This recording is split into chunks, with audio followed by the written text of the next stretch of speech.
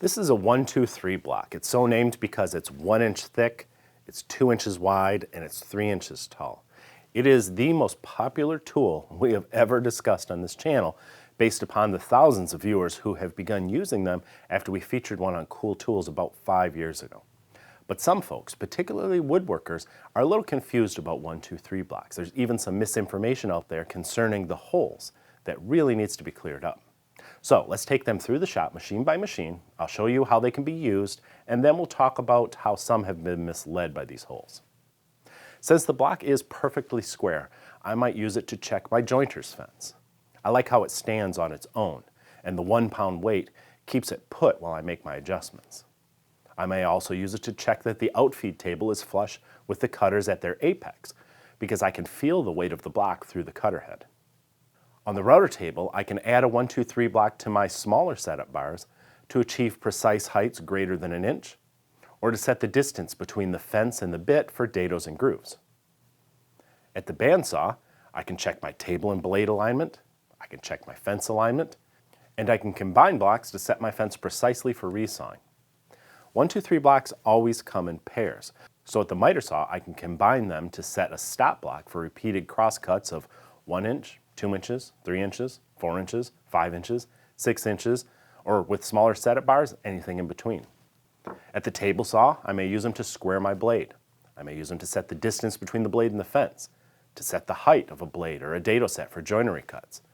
Or I can just rely upon the block's precise width to calibrate my fence cursor. Here I use a 1-2-3 block as a stop for repeated cross cuts. Not only will it stay put without clamps, but if I need, for example, to cut pieces of 2 inches in length, I can easily add the 3 inch length of my block to my 2 inch measurement, set my fence to 5 inches, and start cutting. At the drill press, I can check the table alignment, set the bit's boring depth, the depth stop, and even use one of the holes as a backer so I don't drill into my table. You'll notice that I have blocks with holes and those without holes. I like the solid blocks because of their extra weight, but I admit that the Swiss cheese style are the handiest.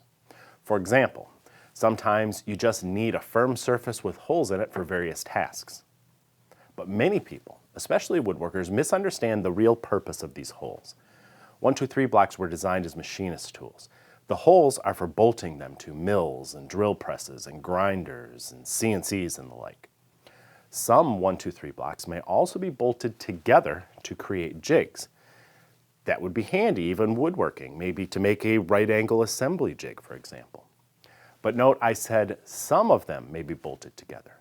Just because your set of blocks may have holes in them doesn't mean they may be easily bolted together. Typically, you would slide a bolt through one of the unthreaded clearance holes in one block and screw it into a threaded hole in the other block. But when they make these inexpensive 1-2-3 blocks, they bore all the holes with, say, a 5/16 or 11/32 inch bit, and then they tap half the holes with a 3/8 inch tap. Now, how do you fit a 3/8 inch bolt through an 11/32 unthreaded clearance hole? You can't. And they're hardened steel.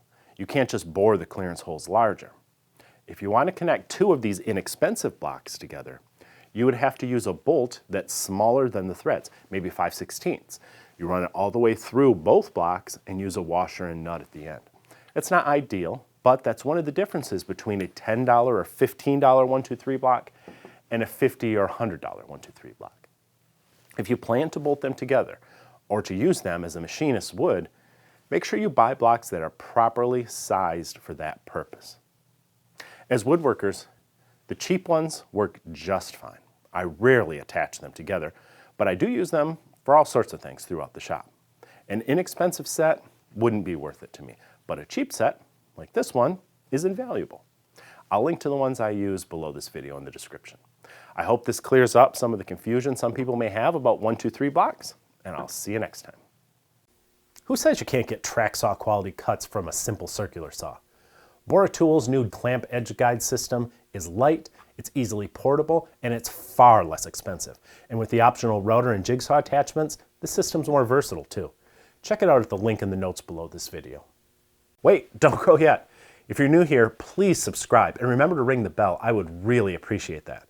Give us a thumbs up, or better yet, leave us a comment. I always read them. And be sure to check out the latest issue of Stumpy Nubs Woodworking Journal. It's always packed with tips, tricks, and tutorials designed to make you a better woodworker.